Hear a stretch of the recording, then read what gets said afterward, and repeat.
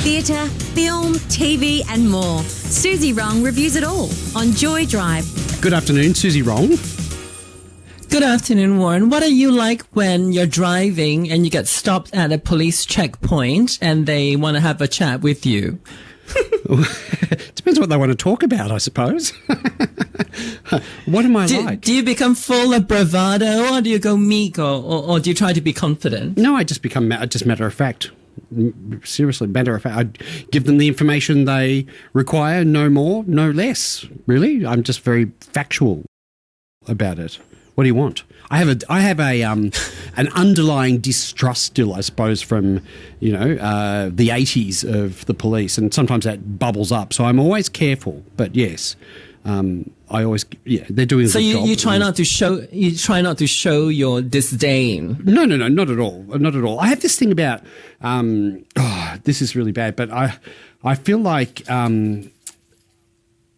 power and authority comes with responsibility, and I'm always sceptical sometimes of who is in the seat of that power at the time. Do they deserve it?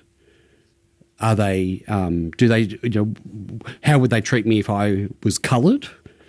Would I be treated differently? My partner, for example, got pulled up recently just for a random check, and he came home afterwards and said, "Oh, I felt like there was a little bit of aggression and racism in it." And I thought, I wonder whether, because I don't get that, being a white person. I was in the back seat of an Uber a few years ago. Yeah. The driver was very dark skinned, and we were pulled over, and the way that cop was intimidating for no reason, right? Because he hasn't been stopped for anything. It was just a roadblock police checkpoint. And the way the driver had to be so meek. Like he's been sentenced to jail. It was so embarrassing. See, that's not on at all.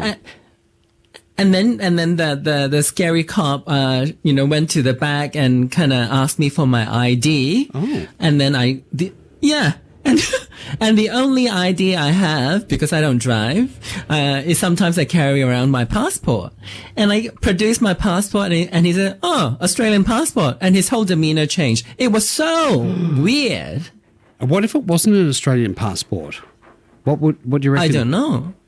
See, I just found the way he was so intimidating to be like, it's not as if the guy was speeding or anything. They were stopping like almost every car that was driving past. I don't know what he was being so intimidating about, or there was just a way that they carry on when they think that they're doing their job. And I think maybe this is where it triggers me, is I see people of power.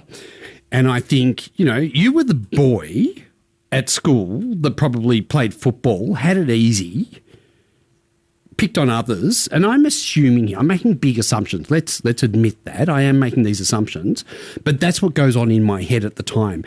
And now you've been given more power, so I immediately put my prejudices up in that respect, and I start to, I'm sensitive to it. Okay, how are you going to behave, etc.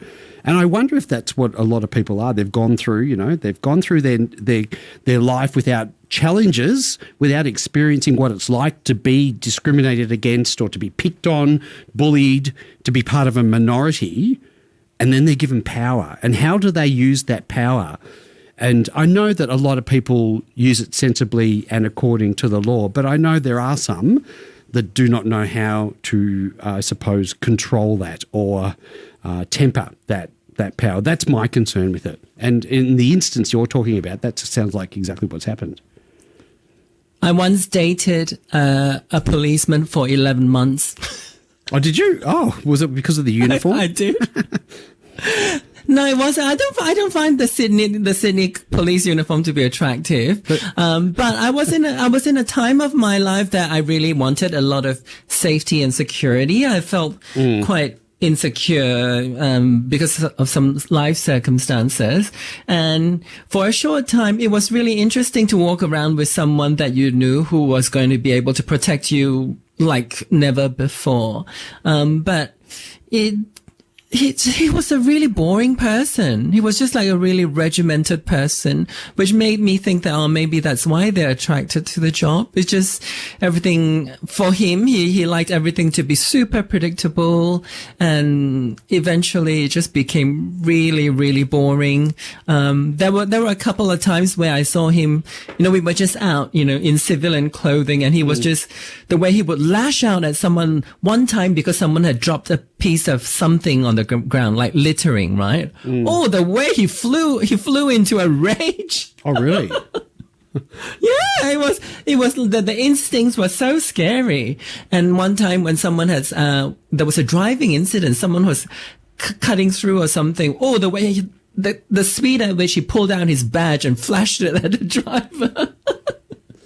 There was a lot of power tripping that he loved doing. See, that's what worries me, is the power tripping, the ego, when that gets involved. And I don't know. And I'm sure they deal with a lot of terrible people, and they do a very important job, and good on them for doing that, credit where it's due. But I don't understand why they need to be aggressive towards someone who just dropped a piece of litter. Why can't you just say, hey, excuse me, could you please pick up that piece of litter? We don't need to explode at people. Yeah, I wonder if it's the nature of the job. I think because they encounter quite regularly very dangerous situations. So when it's time to work, they just become, really intimidating, really scary, really quickly. When it's appropriate, though. I mean, isn't the reaction meant to be proportional to whatever the event has happened? I don't know, Suzy. I'm skeptical. I don't know. Maybe we need to get someone on to talk about it. You think that it needs to be proportionate, but I think humans maybe are not capable of that much variance when they're at work. Maybe when they're at work, they're just at work. Who knows? Who knows? Suzy, I'm sorry you had that experience in the car, though. That sounds like it would have been quite frightening. Yeah, I was very grateful I was carrying my passport that day. Yeah, I wonder what would have happened if otherwise. Today, we are talking about The Truth of JUSSIE Smollett, which is streaming on Netflix at the moment. Suzy, give us your review. It was 2019 when gay African-American actor JUSSIE Smollett made international news. We heard that he had encountered a homophobic and racist attack late one night, physically assaulted, and left with a noose around his neck on the streets of Chicago. As the story gained momentum, further information emerged from the Chicago Police Department that indicated that the whole thing was a hoax staged by Smollett himself, presumably to increase his profile as a rising star in Hollywood. When two black men confessed to the falsified crime, claiming that Smollett had paid them to stage the whole incident, we all turned immediately against Smollett, disgusted by his efforts to use racism and homophobia for personal gain. In the new Netflix documentary, The Truth About JUSSIE Smollett, we revisit the famous case and now, 6 years later, discover shocking new facts that point to Smollett being framed and wrongfully accused. Smollett was briefly jailed and fined as a felon, and as is the nature of the news cycle, we all quickly moved on and forgot all about the scandal. But now it appears that we had jumped to conclusions and were never given the bigger truths, which now can be seen in this Netflix documentary. We can deduce that there was a big cover-up by the Chicago Police Department, which appears to have been involved in corruption at many levels. They made Smollett a laughingstock, and we all went along with their version of the story. I remember very complex feelings when following the case 6 years ago. Smollett was an important figure emerging in the media landscape, playing a prominent gay character in hit TV series Empire, and officially coming out as gay himself on the Ellen talk show.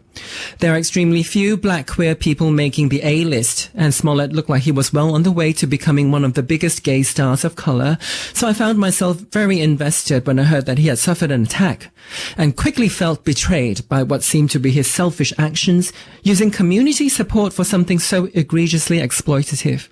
Now, in The Truth About JUSSIE Smollett, I see that we had all been manipulated to judge too quickly, that we had fallen for a system that routinely fails queer and black people. It is so hard to wrap my head around these 6 years of villainizing Smollett, only to find out how he was the real victim all this time. I love Netflix documentaries anyway, but because this one involves all the themes that are important to me, this film spoke particularly powerfully. Warren, I know you're not one to enjoy entertainment news too much, but I'm curious to hear if this doco resonated with you. It did resonate with me, Suzy. I feel like,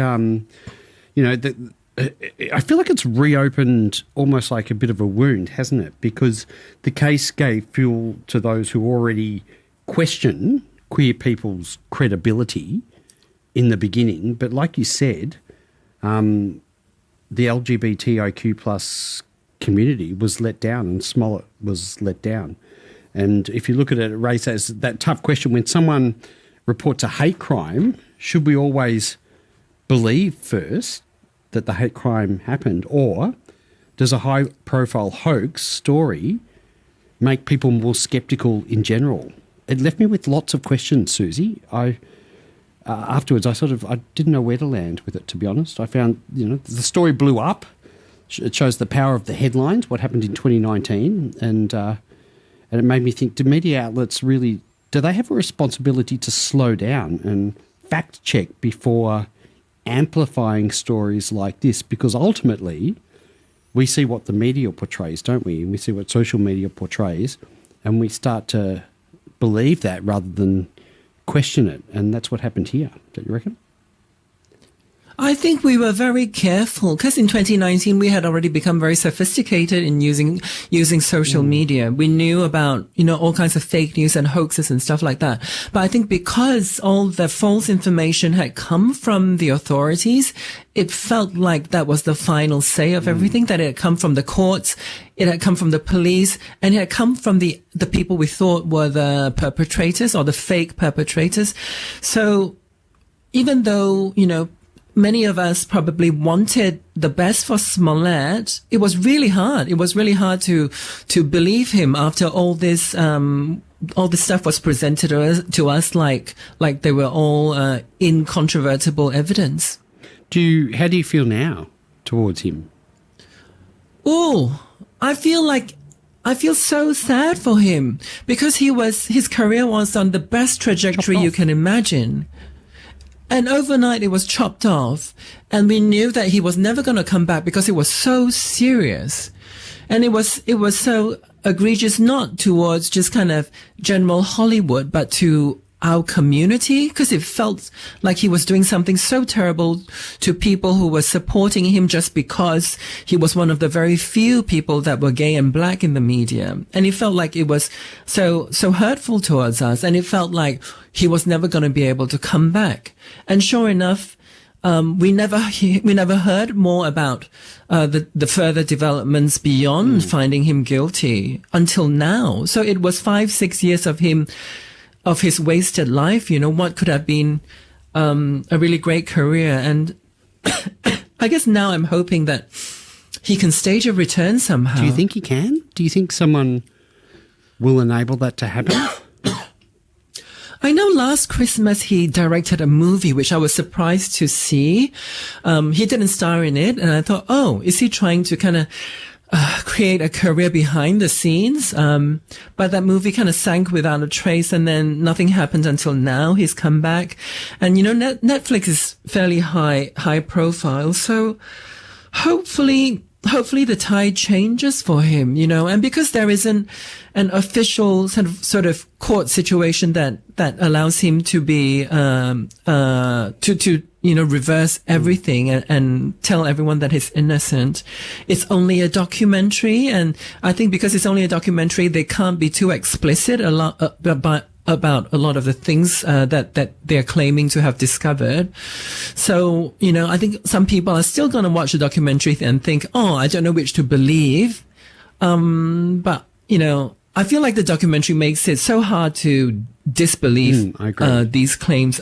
Yeah. So hopefully things improve for him because, it was really tough. What he's been through is really, really, really tough. We're chatting with Suzy Wrong about Netflix's The Truth About Jussie Smollett. It's a documentary digging into truth, trust, and the fallout from one of the most infamous scandals in recent times. Suzy, just on what you were talking about at the beginning of the conversation, the way race intersected with sexuality here was absolutely huge. Would the public and police reaction have been different if Jussie wasn't black or if he wasn't gay? I think so. I feel like I think that the documentary went through a bit of the history of the Chicago Police Department. I think they did mention some of their past cases of corruption, and I think they tried to show some of the race and homophobia issues that they have in there. And I don't think it comes as any surprise to any of us that these systems of policing have these problems. I don't question that a lot of them wanted to change. People in there, I'm sure there are people in there who are trying to make things change, make a change, but some of these problems are so entrenched and so old, and in this case, it's so clear. And the film doesn't go into why really, well, I feel like there was a cover-up, and I feel like there were a few clues that demonstrated a cover-up, and it makes me think about other documentaries of this nature. Many of them are on Netflix, about how in a lot of places, a lot of American towns, that the police themselves are covering up for people that they have relationships with. So I formed this narrative that the two white men who were eventually caught on camera to have assaulted Smollett, it makes me imagine that they have a relationship somehow with some people in the police department, and which is why they went to such lengths to do this to create this big to frame Smollett that the way they did, because the documentary doesn't quite explain why they went through such trouble to make Smollett the bad guy. And his conviction, I mean, it was overturned not because he was cleared, but because of due process issues. I mean, does that muddy people's trust in the whole justice system anyway? It does to me. Yeah, it really does. I think there is no truth that was uncovered in any part of the court process, and it ended with that moment of the due process issue. So we never got anywhere near the truth until now in a Netflix documentary, which many people will not take seriously. So I guess we can only look at it and see that it's a really big problem, and probably a very big problem, much bigger problem in America and the US than over here, I would hope. Suzy Wrong, Twitter or /X, Instagram, they played a massive role in spreading and then tearing down the story. Do you reckon the documentary has made us rethink how much power these platforms have? It does talk a little bit about that. I do feel like social media has changed a lot since then. I think the toxicity went to a peak around that time of the Smollett case, 2019, 2020, 21. And then things started changing. I think too many people got affected, and too many people have had negative experiences. Like, you left social media completely. Now gone. Yeah, and now there's this thing called posting zero, where people, go on there to look at things that companies and famous people post, and it's no longer the social media that it was back in the day, where it was very, very like everyone would participate in it, interactive. So I think things have changed. I feel people have become much more protective of their privacy and of their safety, which is a good thing. But still, lies are peddled online constantly. I do believe that we continue to be sophisticated, try to be sophisticated in how we approach social media, but it is hard when they want to fool you into thinking whatever they want you to think. They still manage to do that. Suzy, perhaps, and we'll finish on this question, perhaps the hardest question, did this case make it harder for real victims to come forward? And what's the responsibility of storytelling, like this documentary, which is the truth about Jussie Smollett, in repairing that damage? I think it's always been difficult. I don't think it's made it more difficult. It's always been difficult, you know, for women, especially who suffer sexual assault, especially if you're a woman of color. And then if you're queer people, it's also very, you know, it's probably harder in a lot of cases. And I don't think it's made things harder. It's just never, it's not helped. And, ooh, That's my dog. and unfortunately, it's always difficult, but we always have warriors amongst us. We always have people who are very brave and who fight for justice, and they do chip at these problems slowly, and people continue with their work every day. Suzy Rong, love chatting with you. What are we watching next week? Something much lighter. It's Stories from My Gay Grandparents, streaming on YouTube. It's a comedy web series from Canada about gay siblings dealing with their grandparents suddenly coming out and having to introduce them to queer friends and a new queer life. Sounds like a lot of fun. So check it out before I see you next Tuesday. Bye-bye.